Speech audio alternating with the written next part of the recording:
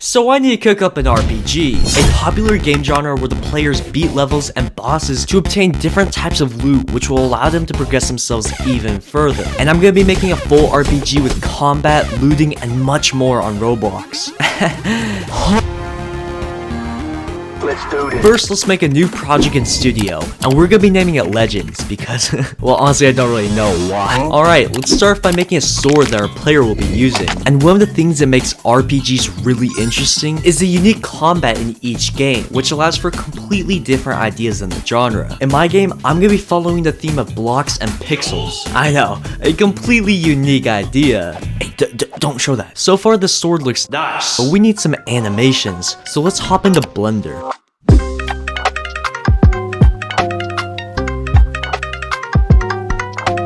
Now let's just plug it in and we've got a functioning sword. Yeah, I know. However, combat is only useful when there's something to bop in the head. So check out this cool zombie I made. And that's when I realized I'm trash at coding. But good thing there's actually intelligible people like Comet who's gonna be helping me with this game. And now after some configuring, we have a working zombie who uses pathfinding to track the nearest player. And we have an actual enemy that we can bop on the head. However, there's a problem. This map is looking a little too empty, just like me. So let's go ahead and design some simple levels. And just like that, we have built 30 levels in the game. Now, by writing some code, we can generate levels to make them look infinite. Dude, it's generating so many levels. We were able to fix it by preloading the next area you're on instead of procedurally generating each level at once. This solves the issue of infinite laggy levels and allows for a smoother experience while still giving the RPG illusion. But we're still missing a key component, sound effects. So after finding some useful sounds that I thought fit my game, this is what the game sounds like now. Another unique piece of RPGs is the clean look of visual effects. Adding VFX to the game can really saturate the experience and make it addictive to kill enemies. However, there's a big problem. I can't make visual effects. Me? You think I can make visual? So let's get researching, and after spending many hours studying how to make visual effects, video after video, hour after hour. Okay, so I may have ended up borrowing visual effects off of the Socialist Toolbox, an amazing source of stealing other people's hard work. Wow, these are really nice VFX.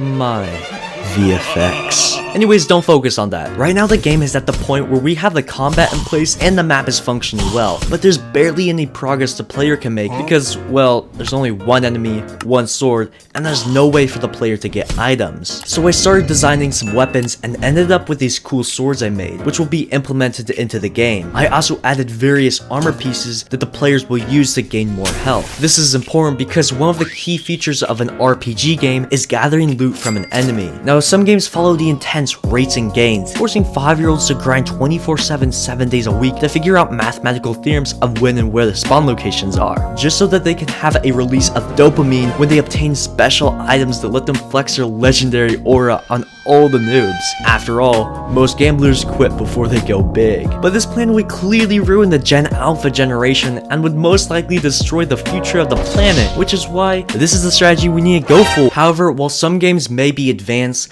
these items are going to be very simple to understand. Here's the rubric. The cooler they look, the better they are. The more special effects they have, the better they are. The more shine they have, you get the point. I want to keep adding more weapons and armors to the game so that there will be more drops with different rarities, which will allow for more players to grind for swords and armor. Now in our game, when an enemy dies, I want them to drop XP and a chance of either armor or sword. The items can vary from different rarities like common to legendary. Due to the large, and I mean large amount of item drops, your inventory is going to be overloaded with multiple swords and armor pieces. This is why I want to implement a merging feature. With this, players can merge useless swords or armor to make them increasingly more powerful. This will allow players to get rid of their useless swords and grind to obtain more powerful weapons instead of relying on RNGs. Now on paper, it sounds really simple, but do I know how to make this? No. But do I know how to make games? No. So for now, let's focus on making the enemy drop swords and XP. That's gonna be really easy, right? You just have to write a few lines of code.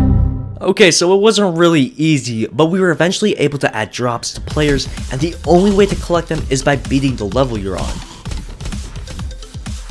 Now, let's start making all of the different enemies. I want to make sure each enemy is unique and has a different attacking style, and Comet made it quite easy to develop new enemies by creating an enemy module with a class for each enemy type. So let's get started on designing some new monsters. First, I added an archer who will shoot you if you're in his path. Then I made a mage who uses magical spells to shoot 3 balls at you, because balls are cool, and you can't change my mind, and will act as the bullets in our game. Next, I designed some stationary enemies. Here we have a cannon and a mortar. Both stations will be operated by a goblin. What is that? Now, the cannon will shoot in a straight line if you're in the way, kind of like an archer, but does more damage and can't move. The mortar will shoot big bombs out and they will curve towards you, very accurate to how mortars actually work. The math was mathin'. Next, I added a speedy boy named Bolt, kind of like the dog, who will dash at you and use daggers to shock you.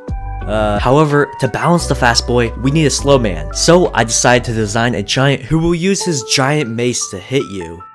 Okay, now that we have all the enemies ready, I designed enemy layouts which will spawn the enemies in a set level, but the levels will be randomized for each play. So we have the combat, the map, the items, and the enemies, but we're still missing a big piece, the lobby. And after a while, I was able to make a giant tree, and with a little bit more work, I added some nice details around the tree, because, you know, nature. And this ain't no normal tree. This tree is the home base of, I don't know, the heroes? But in the future, I'm gonna have an interior which will hold shops, crafting, and other stations. Let me know in the comments. So far, the game is coming along very well, as we were able to add a full combat system, working maps, enemies that fight us, and drops. I'm going to keep working on this project, so subscribe with the bell on to stay tuned for my next video. Anyways, press like if you enjoyed, and I'll see you guys next time.